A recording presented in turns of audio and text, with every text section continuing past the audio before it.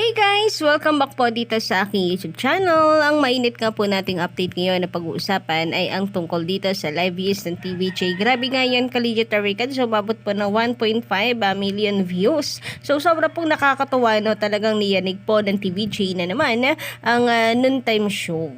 Lalo na't ginagamit na nga rin po nila ang titulong Eat Bulaga at isinigaw na rin ni Bossing Vic Soto ang Eat Bulaga sa TV5. Di po ba nakakatawa? But before that, Collegiate Records, if you haven't subscribed yet to my YouTube channel, lalo na sa mga bago lang dito, maaari po rin yung pinutin yung subscribe button and notification bell para maging updated po kayo sa mga susunod nating mga balita about sa TVJ.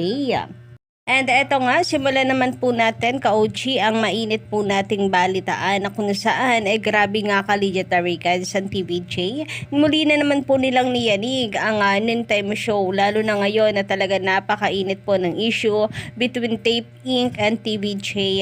Ang taping kasi patuloy po ang pag-apila at hindi pa sila natatapos sa pag-apila mga Collegiate Records. Base po kasi sa attorney ng Tape Inc. Kaya mainit ang pinag-uusapan kapag binasura ng IPO ang kanilang apela ay kanila pong may tatlo pa silang pag-aapilahan hanggang sa mabawi ang titulong Eat Bulaga sa TVJ, and as if naman na mangyayari po yon ka-OG.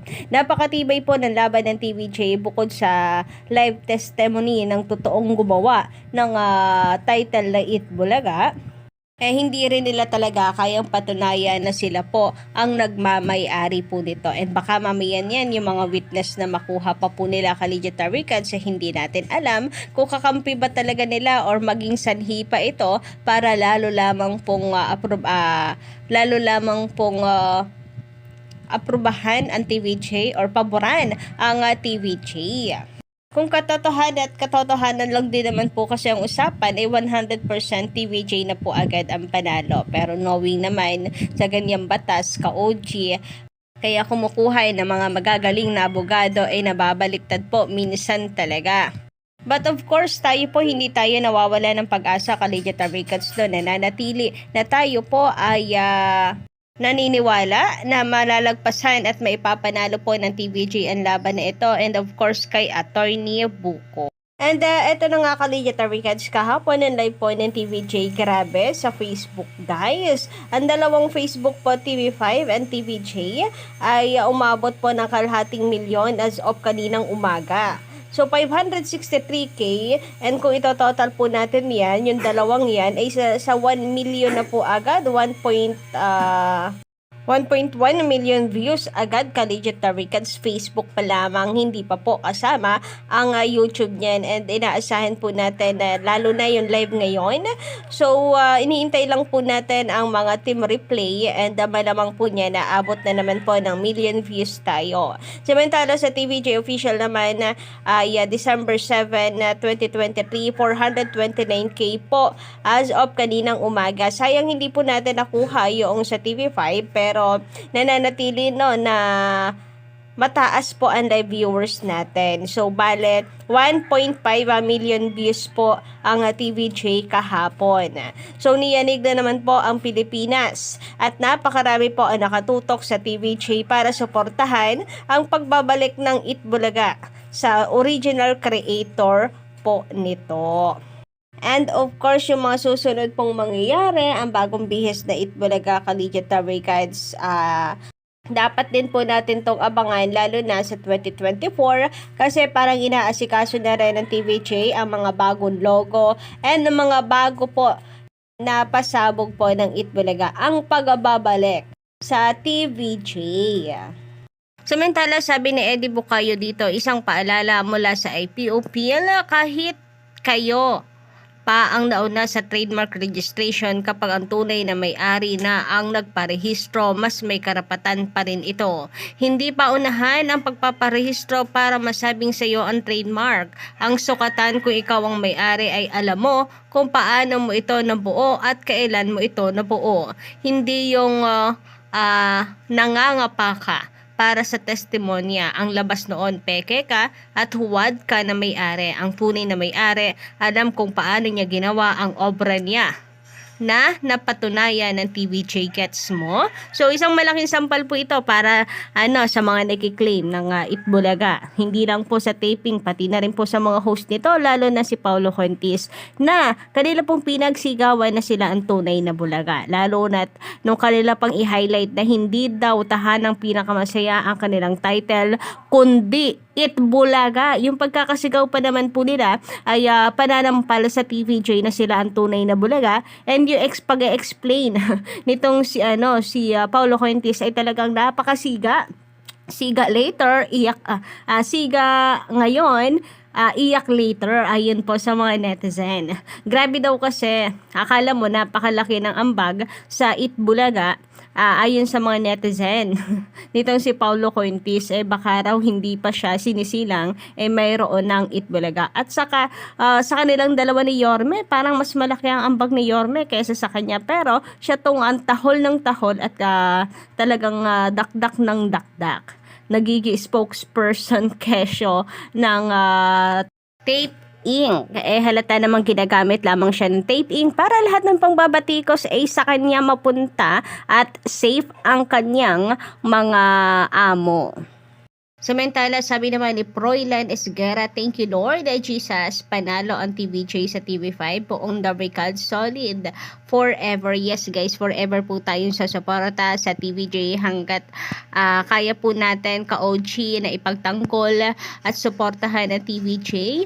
Sama-sama po tayo sa laban na ito. Sabi ko nga, hindi lang po ito laban ng TVJ, kundi laban din po ng bawat Pilipino. Samantala, sabi naman dito ni Earl Edward Pontejon, ayan, na GMA ratings nyo babagsak sure yan, na TV5 na kami. Ayan naman kay Clary Parenio, sa akin okay lang. Ang history ng TVJ Itbulaga isang karangalan na hindi na mapapantayan pa at tinitigala na ng buong noontime show dahil sa tagal nito sa ere. At ang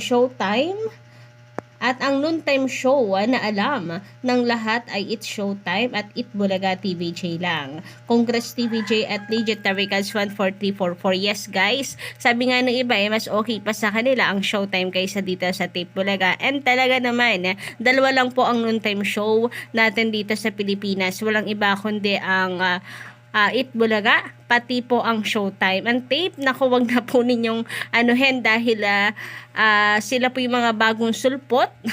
Yes, bagong sulpot dahil new batch of hosts at the same time na patunayan na sila po ay fake lamang ayon sa mga netizen dahil naipanalo ng TVJ ang trademark na Itbulaga ayon nga po sa mga digital record certified fake yarn. Samantala, ayon naman sa komento dito ng isa po nating legit commentor, ayan, asa pa si Paulo, paano nga ngayon lang siya nagkaroon ng noontime show, kaya sunod-sunuran sa gusto ng taping, it will not last long, Paulo, kasi nga fake. Baka nga naman mawalan po ng trabaho. Sayang, araw-araw po pa namang bayad yan, di ba, ka-legit Records, kaya iniingatan din nila. And sabi naman ng iba, wala rin namang magagawa ang mga bagong host dahil sila ay nandito na, kaya pagtatanggol po nila ito. Pero ka-legit Records, may choice naman sila noon na wag pong tanggapin, di ba, ang offer na yan ng taping. Pero lunok pride po nilang tinanggap ito dahil kesyo matatanggap naman ng TVJ dahil professional ang mga ito. Pero 'di ba? It's not about magiging professional ng TVJ na maiintindihan kung tatanggapin nila 'yung trabaho. Babalik at babalik po tayo sa salitang respeto. Sana respeto po sa TVJ na may totoong may-ari ng titulong Itbulaga. Kahit naman sila alam nila 'yan. Pero gusto rin siguro talaga nilang magpasikat ka-legit Records kaya tinangkap po nila yan. Syempre pag-uusapan sila ang kapalit ng iconic trio as if naman mapapalitan nila ang iconic trio na TVJ as if naman wala po sila sa kalingkingan nito ka-OG. Gusto rin nilang palitan talaga ang TVJ. Ayaw pa nilang sabihin pa-humble effect. Wala naman na po silang mauuto ka-legit Records. Papaano po nila ipagpapatuloy? Gayong hindi naman po nilayasan ng TVJ ang Itbulaga. Kung mayroon man po silang nilayasan dito, ay ang mapang-angkin po nilang producer na Tape Inc. Samantala, ayon naman dito kay Emily Hansen, magandang umaga sa'yo. Thank you sa lahat ng faith para sa Legit Eat Bulaga. Thank you so much guys sa mga sumama at nagmahal, kasuporta at naniwala sa laban po ng TVJ. So, yun lang po muna for today guys sa ating update. Don't forget to click the subscribe button and notification bell para po sa iba pang mga balita.